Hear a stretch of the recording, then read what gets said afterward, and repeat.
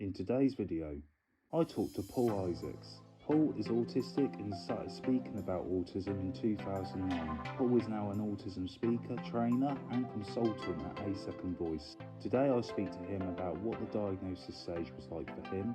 I talk to him about the language that is used around autism, and we speak about some real key lived experiences Paul has gone through and how that has affected him.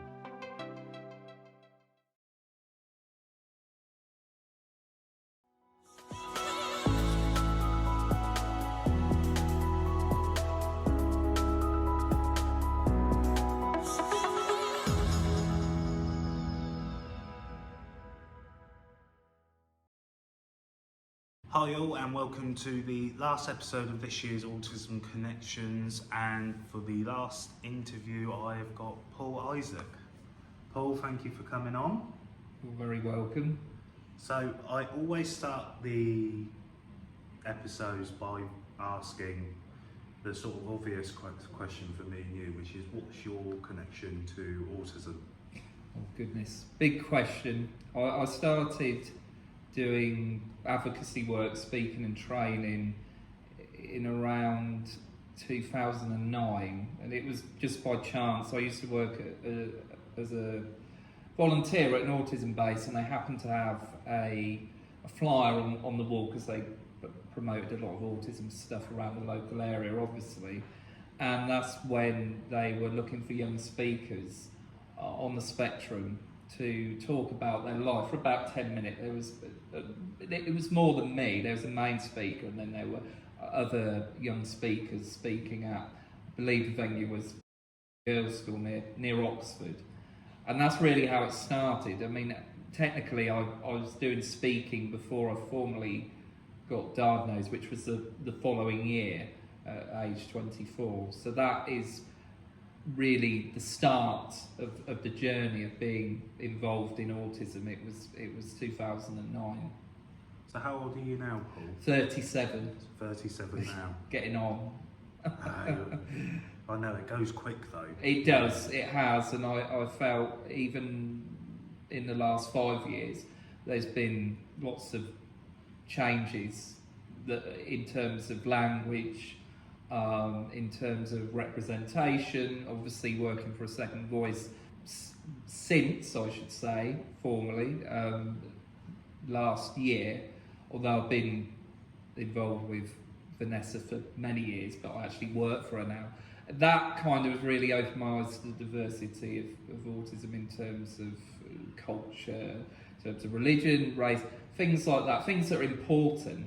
And again, language is changing all the time anyway, but if we're going to contextualise it to autism, I feel in the last 5 years, it's probably longer, but it just feels like that to me, there's been a lot of change in those two areas, representation and language. I agree, like language has become so important to the point where I try not to get hung up on it as much, because if it's coming from a good place, yes, I don't mind. But if someone, because I'd rather go after the people, not go after, but I'd rather have an opinion about the people that try to spread hate willingly, like the Trumps of the world, or indeed Katie Hopkins of the world. Yes. So when someone says a bit of language wrong, like has autism instead of is autistic, yeah, you know, I try my best to sort of course I always sort of say a lot of people go by this now, but I wouldn't get so hung up on it, you know. No, I think there's something to be said about that in terms of tonal language policing. There's nuance to it, because in some cases you do have to call people out, but I think the context you're giving is if it's innocent in terms of intent. You can call out a mistake, but I think there's a way in which you can do it, which means that you're not completely, I'm trying to think of the word, you're not completely de-skilling the person or making the person feel awful. You're just trying to gently supplying an alternative if they would like to have a think about. And in particular, interchangeably used with autism and autistic interchangeably. It's like a habit, isn't it? As well, It is a habit, and I've got my own views on identity, and I know I'm not going to say not like, but I know it's not of the mainstream. But if one feels, and I'm talking about autistic identity, that is everything about them, then that's fair enough. It's people's personal journeys, and usually, if you were to, dig a little deeper on why people may feel so strongly about that identity, you will find a lot of reasons, their past, their education, their environment. You would get a broader and more vast understanding of why words, in particular words we're talking about at the moment, are so important to them, and what it means to them in terms of identity. I couldn't agree more.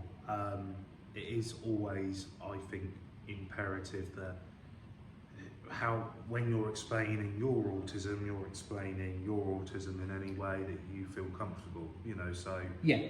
I'd never go out my way and go, no, you don't have autism, you mean you are autistic. And if someone then said, no, I have autism because that's how it makes me feel, yes, and throughout my life that's how I've experienced it, I, at the same time, who am I to sort of judge, right? I want to be as understanding and as compassionate as I can, which is, hey, why we do what we do, right? We want to try and make all people a bit more understanding. So it's be a bit wrong of me to not understand that from a fellow autistic person.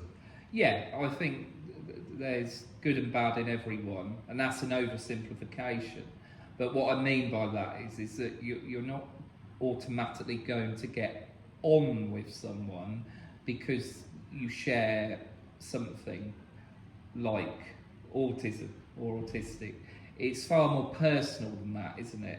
However, of course you're going to get degrees of commonality in situations such as you and I have spoken on many occasions about that, or it's just organically happening as we're speaking, or there's more specific contexts like groups, like friendship groups, or groups that are set up to reduce social isolation, for example, or to give people self-esteem, or to get them out of the house. Maybe there's just parts of their life they're not quite happy or comfortable with, and they just need a space to go. So I can understand that aspect of trying to find commonality, but I think we have to be objective and very rounded, and almost have a bigger view, in the sense that even if that is the case, it is person by person. And that is so crucial, not in just the context of friendship, but also if we're trying to advocate, aren't we, or on some degree. I know some people are activists, and I know there's differences between the two. I suppose technically I'm more an advocate than an activist in terms of my approach. Maybe people may consider it a bit more gentler than how advocacy can go. But nevertheless, there's room for everyone.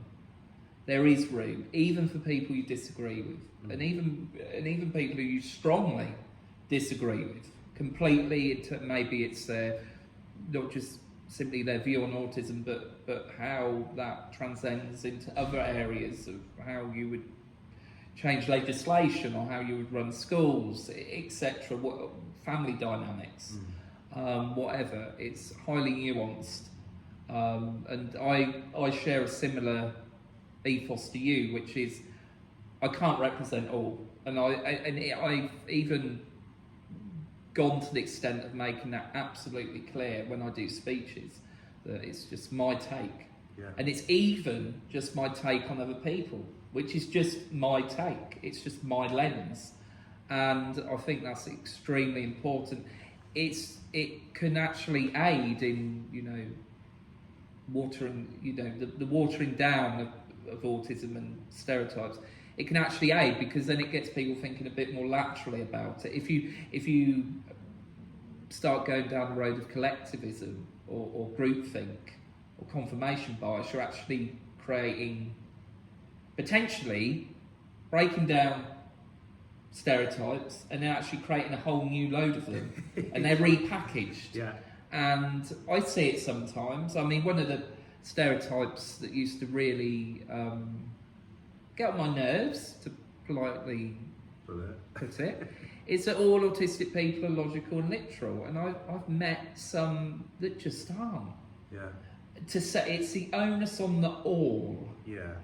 All autistic people are logical and literal. I've seen some people with autism. People in the eye. Yeah, that's it. You know, don't feel empathy. Yeah, exactly. And it's like, well, yeah, yeah, you know. yeah. If you and even if, let's say, just for a hypothetical example, if an autistic individual didn't have empathy, it would be to do with something else anyway. Say if they had psychopathy or narcissism, that's not their autism. That's something that's it's something that's a part of them that has its own qualities or detractors, and that's just a very simple myth busting exercise in itself. That isn't autism. Yeah. I've always said that I always feel I'm at the point in my life now where I'm actually too empathetic with people, because I think from such a young age I was sort of trained to be more empathetic, you know, so to feel that empathy more. So where someone will be like, oh, I don't care about that person, they've upset me and I'm not apologising, I'm more likely now to be the person that apologises, but that's because from a very young age it was sort of ingrained into me more, because that myth was out there, right? You know, that you don't feel empathy, so I've got to really, really teach you, you know, how to feel that more for people. Yes. And yeah, I think, you know, it comes into play with development, and that might be why you sometimes don't understand it or get it as quicker. Yes. I think you're right as well. There's so many more elements at play, which me and you don't even realise, you know, let alone the top medical professors in the world. Yeah, there's going to be gaps in my knowledge all the time, and I think that keeps me on my toes, because no one knows it all, including me. I know a lot, but that's not coming from a place of arrogance. It's just that I know that I've, on my own terms, lived it, and also done a lot of research, actually making a conscious effort to look at people who have profiles that are completely different to mine, that then gets you, at least in my case, gets me thinking again about the nuance of diversity and the different things that present, to the point where you could have 10 people in a room that share the same diagnosis, and it's quite clear once you start talking, interacting or exploring how those people are different, that you realise through the how, you may get to the why.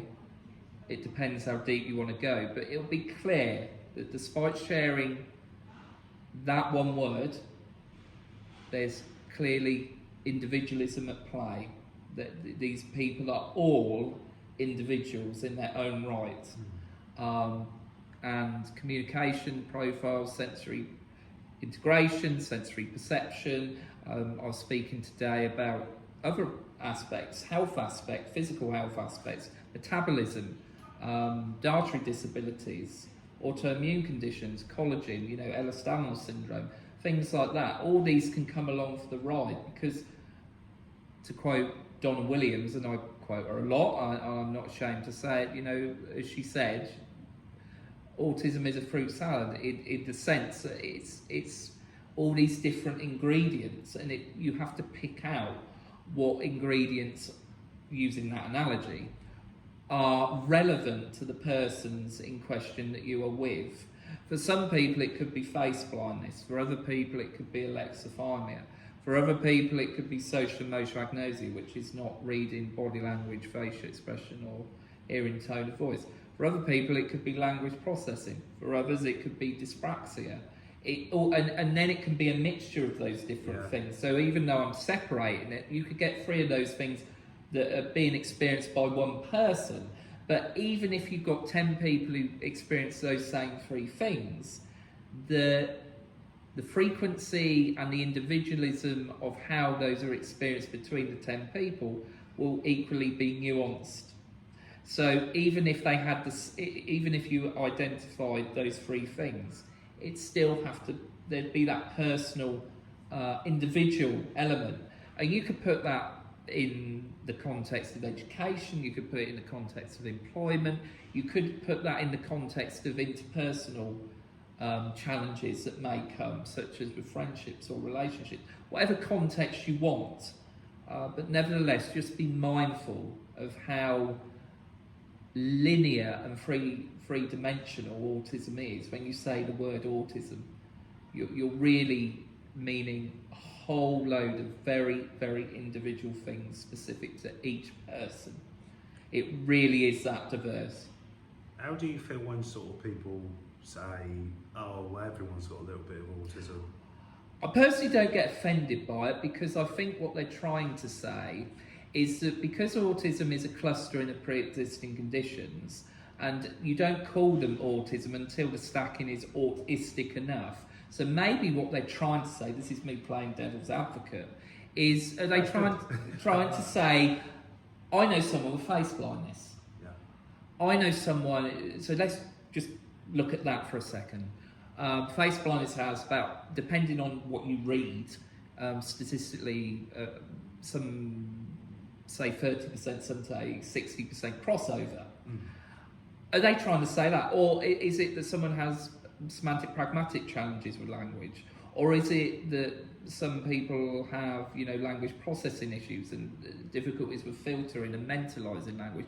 Now, if you just separate those things and just say a non-autistic person could have those things, me playing devil's advocate, is that what they're trying to say? Oh, I recognise there's this information processing challenge that non-autistic people can have, and maybe that is where sometimes that sentence, we, meaning everyone, has a bit of autism. It clearly isn't autism, but it might appear autistic to the layman. Yeah. Does that make sense? What Yeah, I've said? mean, I've always sort of, because my stance has always been when someone goes, oh, everyone's a little bit autistic, I have just found throughout my life that people mean it with good intentions. I think so. They try to relate to you, right? They want to. Yes. They want to have something in common. So it's like, well, I think everyone. But what they actually inadvertently do for a lot of autistic people is actually, it's like sort of downplaying their needs or the support they might have. Absolutely. Yeah, because if someone was blind, you would say, oh, everyone's a little bit blind. Indeed. And I always use the pregnancy analogy, which is, you're either pregnant or you're not. You can't be a little bit pregnant. But no. I think what you've touched on is, can people have autistic traits? Can people have pregnancy traits? Absolutely. That's why people go to the doctors when they think they're pregnant and they're not, because they're showing traits of that, but the actual fact is they're not pregnant, or they're not autistic, or they are. But doesn't mean that you can't experience those traits or those things. Yes, I'll give you a perfect example. I used to work with a colleague who was face blind. She wasn't autistic, and it was a shared experience. We were talking about, how it affected us both. Wasn't autistic, but I think you do bring up a very good point about intent. Yeah. Intent doesn't mean it doesn't annoy you. It doesn't mean you get internal feelings maybe of frustration, or is the conversation going this way? I mean, I remember that happening after doing a speech in my village, and one of the neighbours, it said more or less that phrase, we're all a bit, we're all a bit autistic, and I had to sort of, I walked away, but I think it was a way of trying to create, whether it was real or not, it's a way of creating commonality, and it's a human kind of way of trying to say, even if it's a bit clunky, I I'm trying to understand, or I do understand. And now they may not understand. They may just think they understand. Or it may be that they actually just do not know what to say, so it just comes out. Comes out in a mess. Yeah, and it's like it's one of those moments, I suppose, where maybe they feel, and I'm hypothesising that some people may feel backed in a corner. You know, what do I actually say here? How do I actually navigate this person's experience? What do I say? And this is where I'm not going to judge, because I make social faux pas a lot. You know, and I would be a bit ignorant and hypocritical, and there'd be a whole load of double standards going on if I, you know, wagged my finger and said, "Come on, you know, is that really necessary?" Of course, it's case by case, and it's nuanced. I know I keep saying that word, but it is important when you have those interactions. As you pointed out, it would be about intent of the words, what is behind the words. It could be that they're genuinely empathic and it just was a clunky way of showing empathy. It could be that there's gaps in their knowledge, so it was a way of kind of saying that.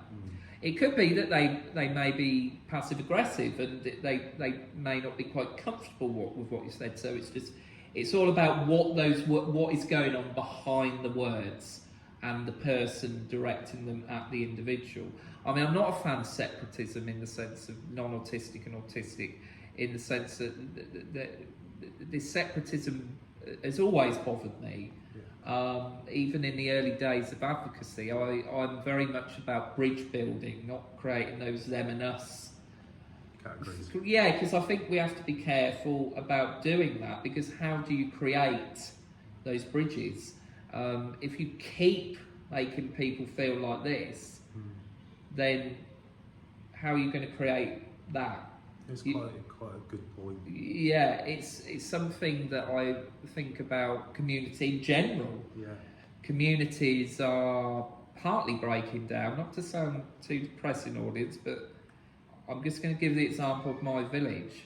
In the last 37 years, you know, as I've grown, people know each other less, people are talking to each other less, and I can honestly say now, in my close where I live, there'll be weeks where we don't actually say hello to anyone.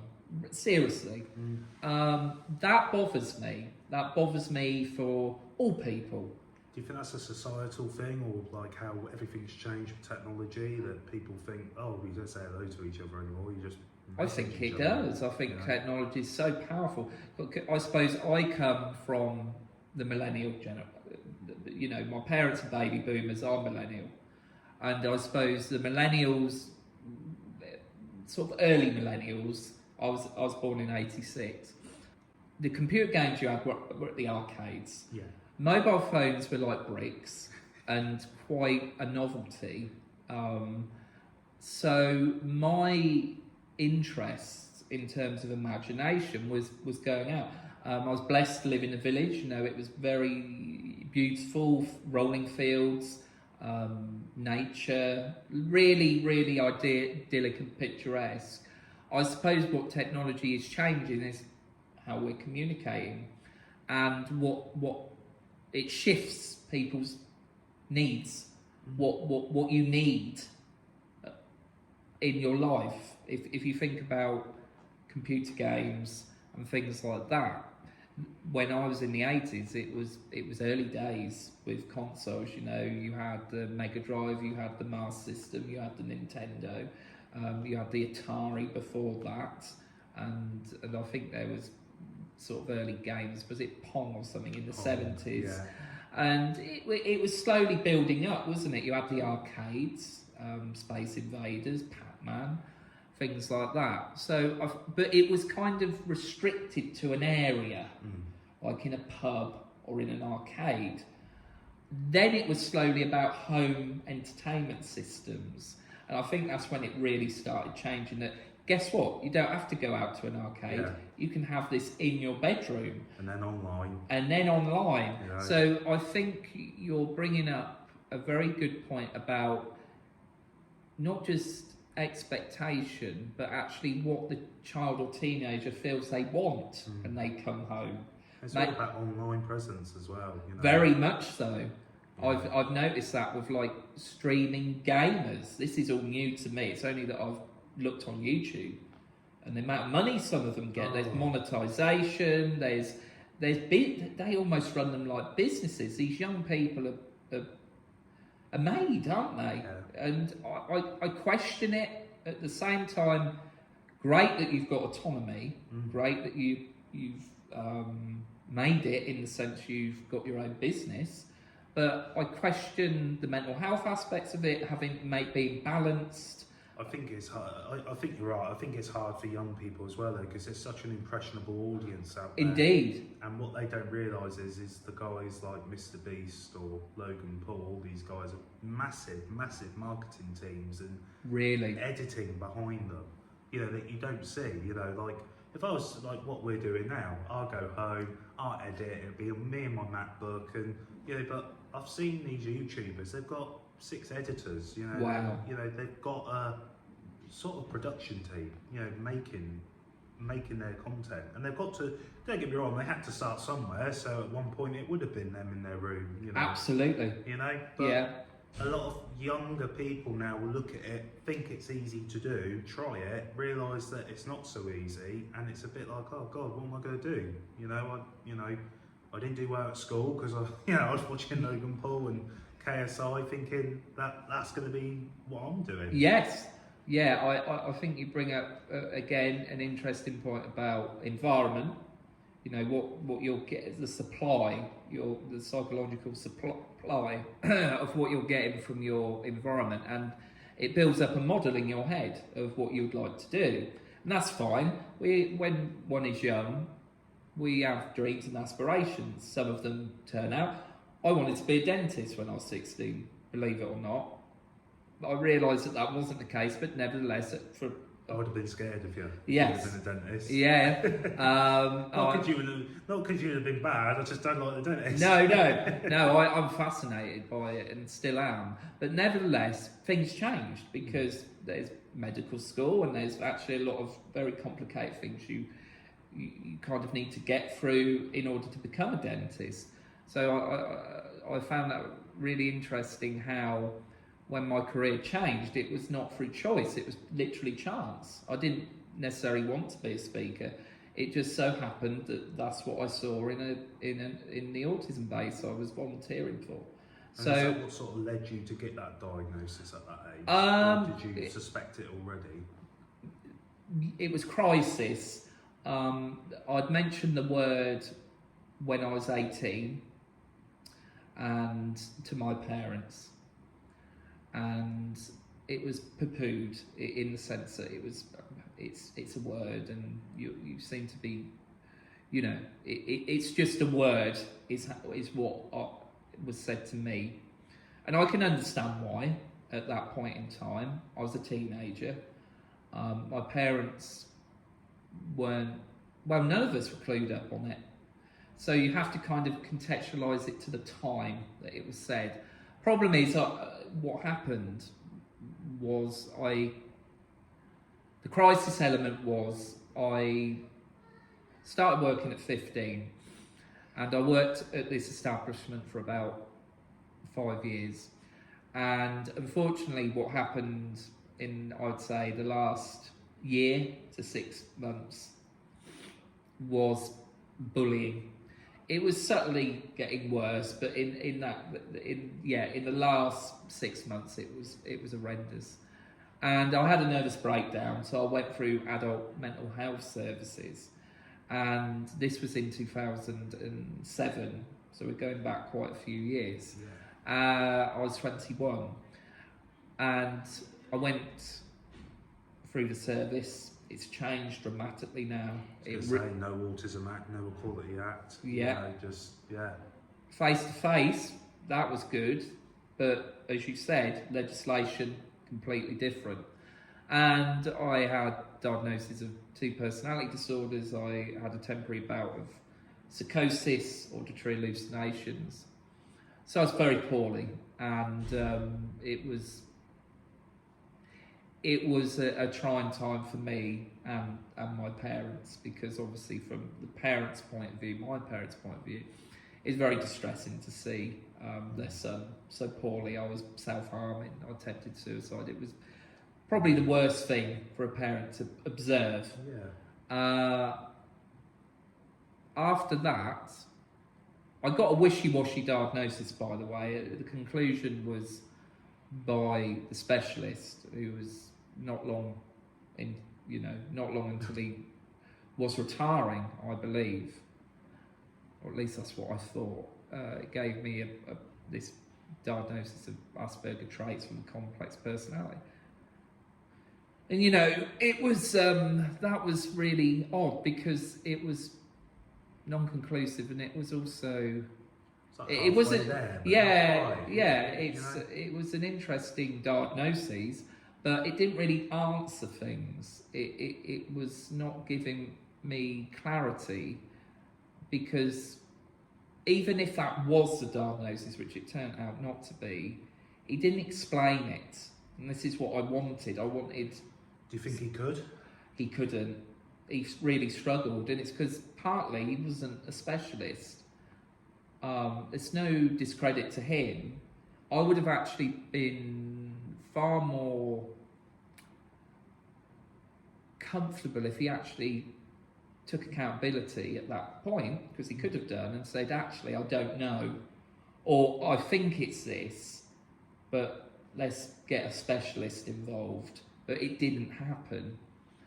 So in 2010, when I started working for an organisation, speaking, initially public speaking, there was a specialist near the county where I live, because I live between Oxfordshire and Buckinghamshire counties, who was giving free diagnosis to adults.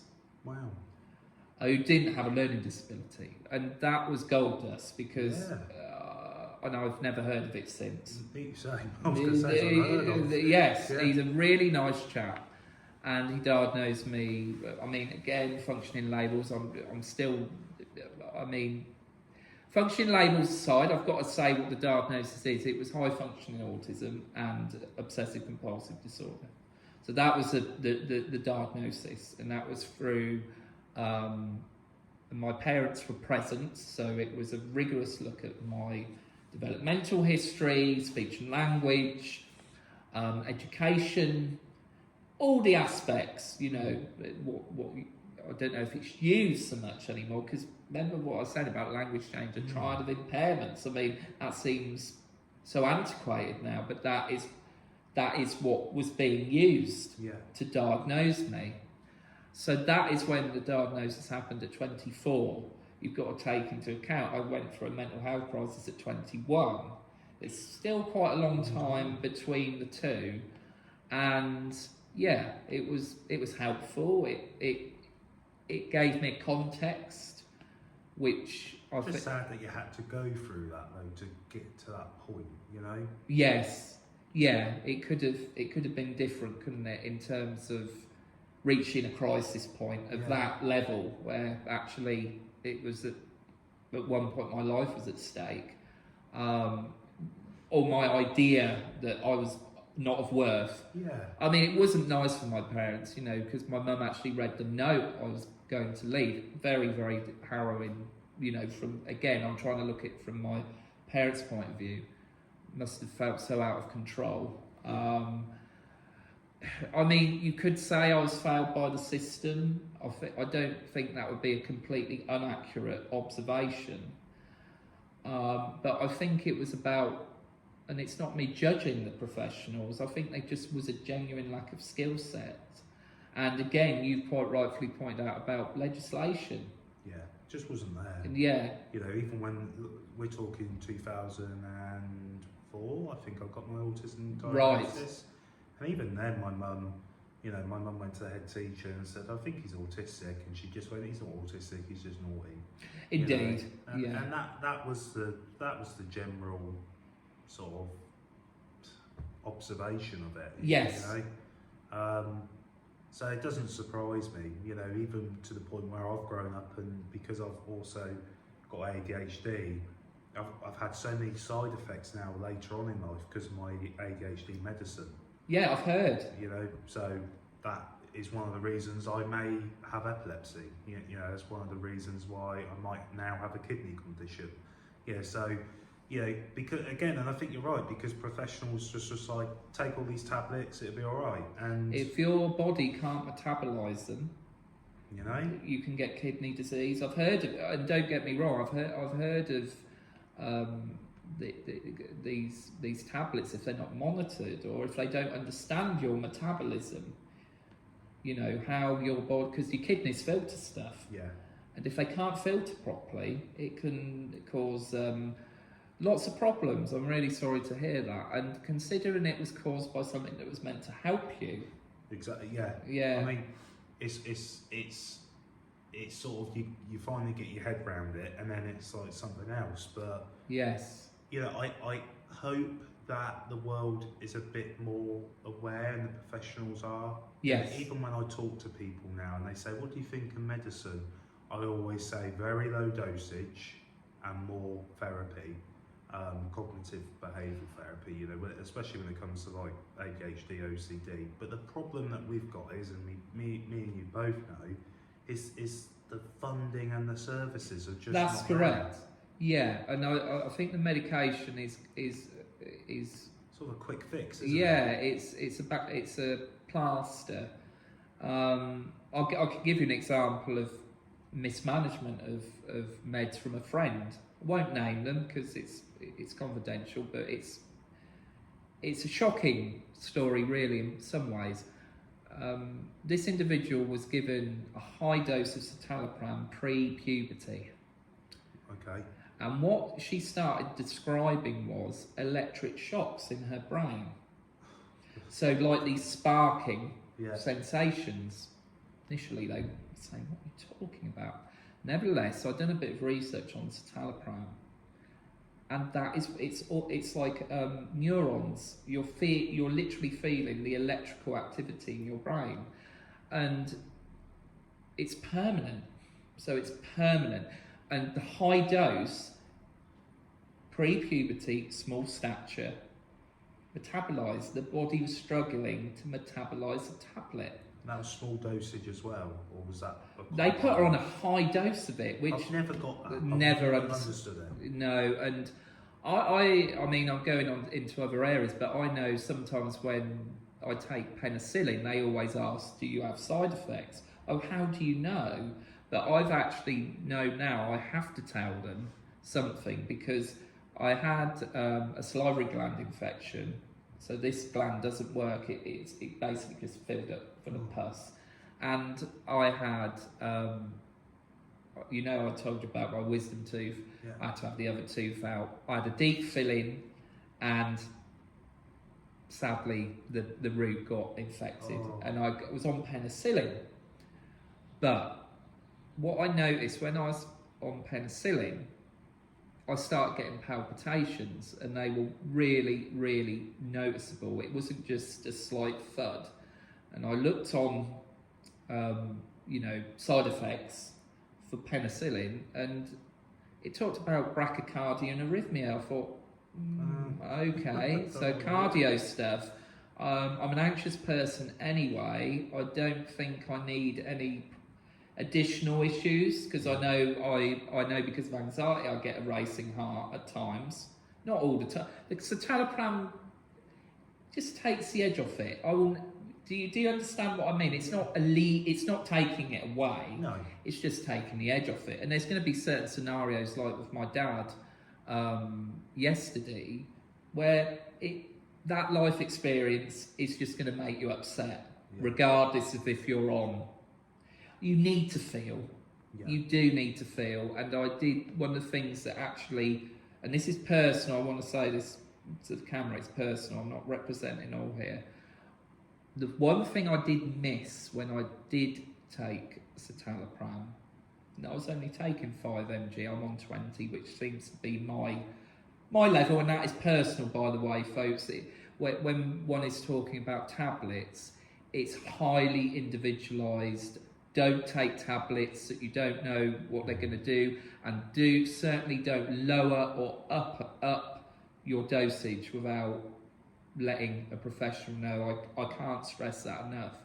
And I do remember initially being on citalopram, and yeah, there was this sort of dead feeling, like I want emotions, but they're not there. They're kind of not there. So I do understand what you mean about this sort of sticky plaster aspect to meds, and I think we really have to be really individualised. I mean, what you've said to me about your kidney, and that's to do with ADHD meds. Yeah, so the ADHD meds it lowered the threshold of me being able to have a fit, because everyone's got like a threshold. So Okay. if that spike goes above that, that's what causes like a seizure. Okay. So they said it, again, they always say may, because they never know. No. But they basically said it may have been that. And once I started taking the epilepsy meds, which was about 2 years after, because I didn't have a fit for another 2 years, Right. still on the ADHD medicine in that time. Yes. I then had another fit 2 years later. Goodness. And that's when I said I'm not taking the ADHD medicine anymore. And they then wanted to put me on epilepsy meds, and I said no to begin with. And I then had a seizure in the shower. And that's when I realised I could have done a lot of damage, and maybe I should. But when I went on those tablets, it gave me increased appetite and slow metabolism. So I then put on about 8 stone. Wow. During that process. And of course, I then swapped epilepsy medicine at that time, because I didn't want to put on any more weight. And to be honest, since then it's stabilised, but that's because the appetite had already, you got used to what you're eating, right? So by that time, it's like, honestly, it's like trying to go back to what it was, and it just wasn't enough. And because of the weight and what I was eating and everything else, that then led to the kidney condition. Goodness. So, but it all started from the point of view of I was very skinny, very thin, very active. Right. And then the epilepsy, suddenly I was eating like there was no tomorrow, slow metabolism. And once I put that weight on, I've just always found it hard to get it back off. Yes. Which has now led me with the kidney. Did they do any, obviously they done tests, did they? On your the test took months, because for a lot of months I was just weeing blood, and I didn't know why. I didn't know why. I mean, they say if you're weeing blood, you need to go straight to hospital, don't you? Yeah. Exactly. I didn't at first, probably for about a week, maybe 2 weeks. Was it scary? It was just embarrassing. More. You felt more I felt, because you don't want to go into, the doctors all say to your mum and dad, oh, by the way, because they're going to worry. So, so you're like, and also, as much as I hate to admit it, it's also time, getting time to do it, right? You've got to go work. No, it's fine. No, it makes sense. Yeah. And you just think, it'll go away, it'll be fine. And then it didn't. And, so I eventually told my mum and dad, probably, again, I didn't leave it ridiculously long, it was probably a week or maybe less, and I said, I'm weeing blood. And it was at that point when, they said, right, we're going to take you to the doctors. But it still took 8 months to find out what was wrong. Wow. And in that time, were you still urinating blood? Yeah, I mean, it wasn't like, wasn't pure, red. But you could definitely see traces of blood in it. Okay. And that's what I meant, that's why I thought it would go away. Of course, yes. I mean, don't get me wrong, I think if it was a toilet bowl worth, I would have thought, oh God, I'm dying. Yeah, your kidney needs to. But you rationalise it, because you think, it's only a little bit, it'll go away. And it just took months for them to find out. Even involved a camera going up and seeing, which was painful. And they diagnosed me with IgA nephropathy, but it's also, and you'll laugh, it's also nicknamed Burgess disease. So it just made me laugh. Right, Like the autism, this word Burgess just, Yes, yes. Doesn't want to get away from me, Yeah. My goodness. How many months? This was 9, did you say 9 months? About 8 months it took Wow, for him to figure it out. What was going on? My goodness. So yeah. what do you do now? Because obviously the kidney is a sensitive organ. Is that permanent and you have to look after it, sort of thing? Exactly that. So if I don't look after it, it could lead me to die a lot earlier and even dialysis. So it's serious. Yeah, quite a serious one. Yeah. But it's hard because And they told you that, they were very honest. Yeah, they just said it's very rare, and I'm like, great. Goodness, another one, another rarity. Because again, you go through life, you finally get round those other conditions, and then suddenly it's like, here's another one. Get your head round that, and you're like, thanks, But it's luck of the draw, and that's why I'm not against medicine. After doing a lot of the research I've done, ADHD medicine and OCD medicine is just as addictive as your Class A drugs. I'm not surprised. I really am not. It's something I actually said, I think, here when I had my tooth infection, the pain, and I took codeine. But what was worrying about that was the feeling of it was really nice. That was bothering me. Really nice sedentary feeling, made me feel chilled. And I read because my dad has codeine for his condition. They've actually put it on the box. It's highly addictive. It's scary what they put in it. And Yes. What it takes to make someone actually, as you say, feel that way. I was I was dualistic about the feeling. I wanted the pain to go away because it's all about temporarily severing that throbbing. Faster again, right? Yeah, that throbbing. And it would do that, but this sort of neurological, psychological aspect was coming in. And on about the third or fourth day, I did actually make myself stop. I thought, I think I'm going to just stop with the codeine and leave it now. I've had the tooth out. Well, I had to be put on penicillin, and oh dear, and then I pulled it out, and then I was on pain. Yeah, the pain. Yeah, it's really you're bringing up a very, very good point about individuals' own bodily sensitivities to meds. It's highly nuanced.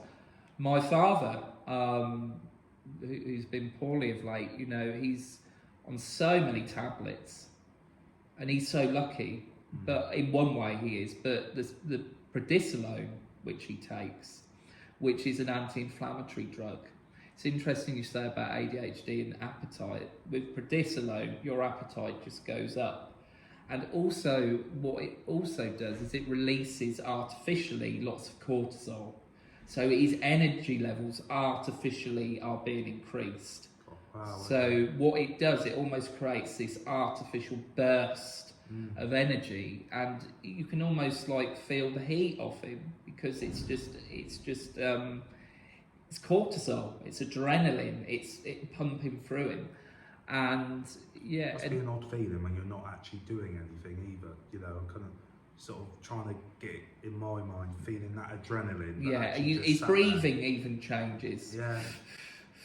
You can hear it. The energy, his energy changes because the chemicals come from the adrenal glands, the cortisol. They're like two little walnuts, and they don't work properly now. He's been on pred for so long that almost like the adrenal glands have probably forgotten how to work. And you need adrenaline to live. You can't live without adrenaline. So he's when you talk about meds, it really makes me think not not just empathising with you and what's happened with your kidney, but also how it affects people. You know, when you put people on these drugs, you read all the side effects, don't you? You read them all. Some of them are so shocking. You wouldn't take it. Yeah. Really. I remember having a UTI, and one of the effects is blood in your urine because your kidney cannot again filter or metabolise the tablet. It really does make sense, doesn't it? Harsh. And I've heard that some tablets are just very harsh on the body. They're not very forgiving. They may be sorting one thing out, but what you've said, it's actually created a completely separate condition. It's what shocks me about what's happened to you is you're trying to help, of course, some balance within your brain with the seizures to help with distill the electrical activity, and it's gone to your kidney. It almost doesn't make any sense.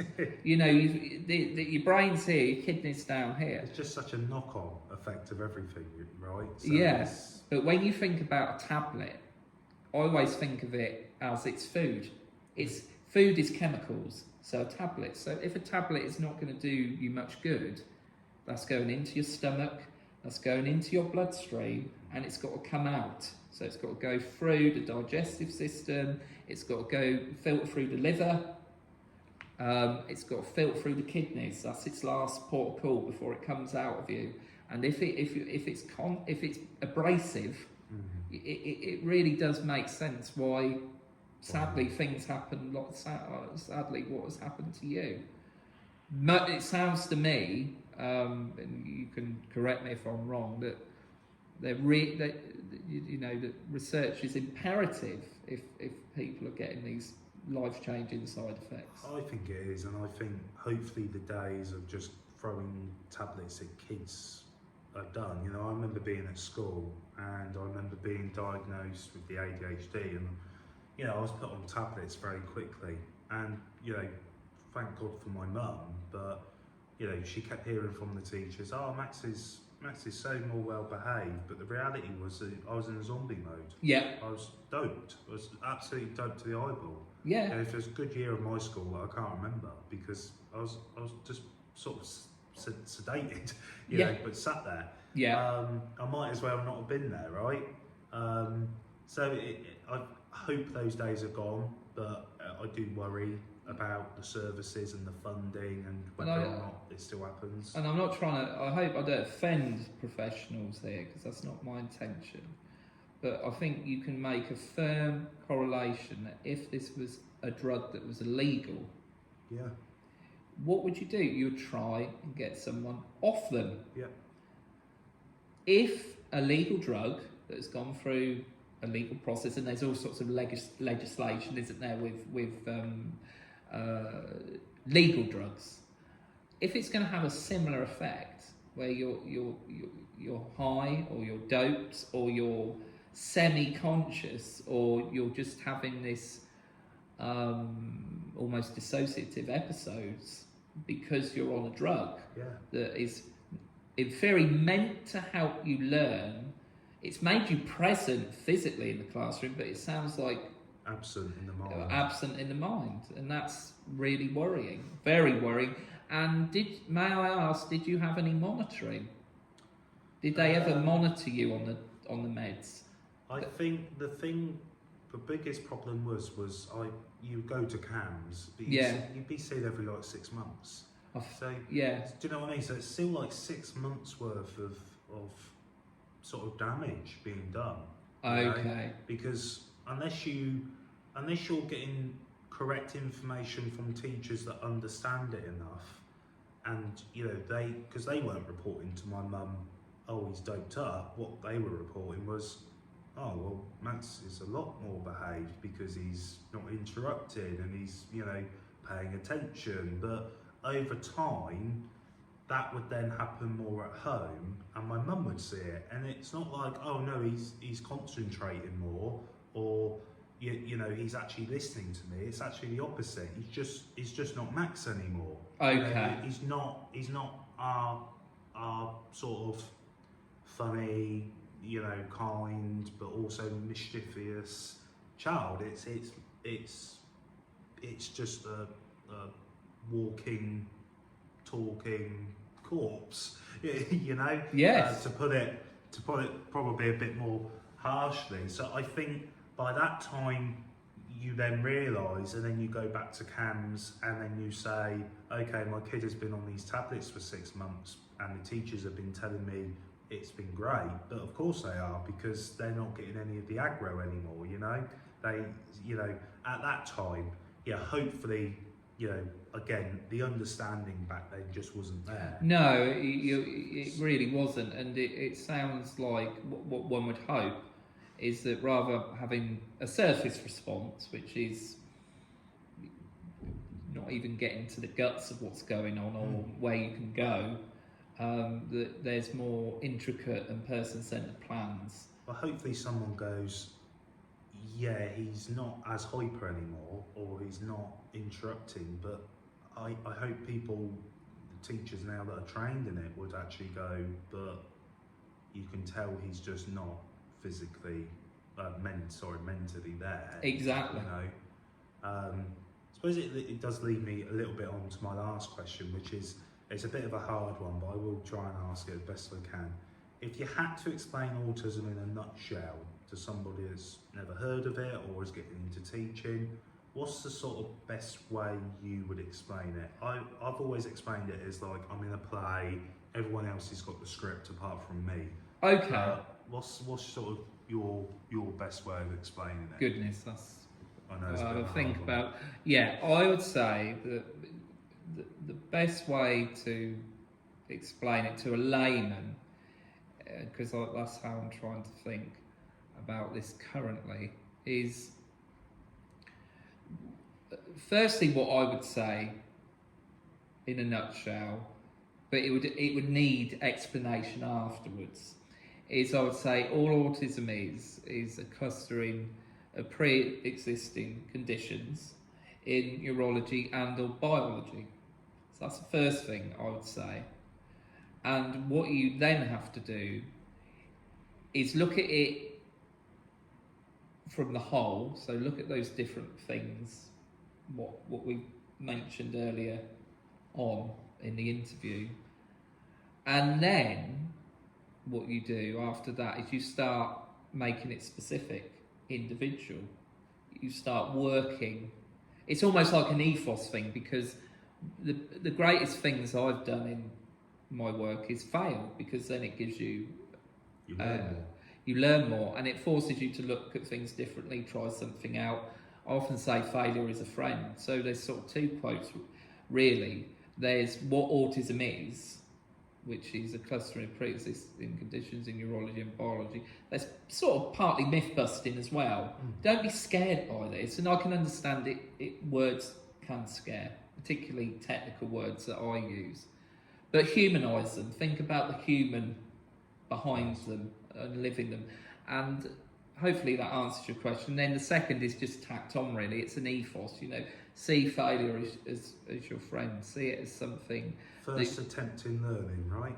Absolutely. In fact, most of the moments of clarity come from failing, and maybe that gives a message of hope, or at least stability to people who are working, whatever context they are, with autistic individuals, that if something isn't working, you know, your approach, it's a healthy way of, you know, taking your ego outside and thinking, okay, what can I do to change my approach?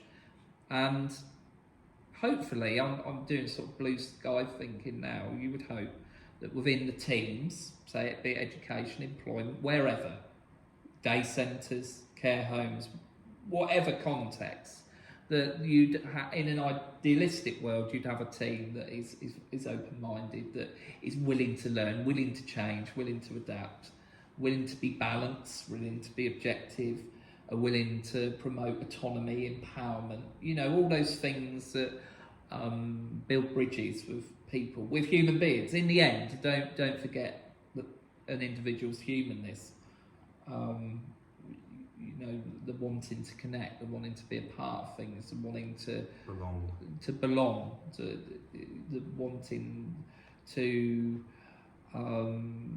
the wanting to live rather than just exist.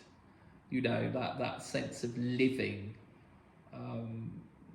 Again, maybe dovetails back to what I was saying about community, about being connecting, a meaningful connections, not superficial ones, real, proper, deep human connection. But I hope I've really over-answered that question, but it's probably because I struggled to compact it into a sentence. But yeah, more bridge building. We don't need all this militancy, which I know we've spoken about, and I know I've spoken, you know, on Facebook and social media. It gets us nowhere. Let's start actually co-producing, co-collaborating. I think that's the way forward. Might seem overly simplistic, but it starts off with a mindset. I think that's great advice and great insight. So I just wanted to thank you for agreeing to do this today. Yeah, it's lovely speaking to you. Thank you ever so much. Yeah. So guys, that was the last episode of this year's Autism Connections. Thank you to all the guests, including Paul. Please feel free to leave the comments down below. Give the video a like if you enjoyed it. And guys, thank you for watching as always. Take care and goodbye for now.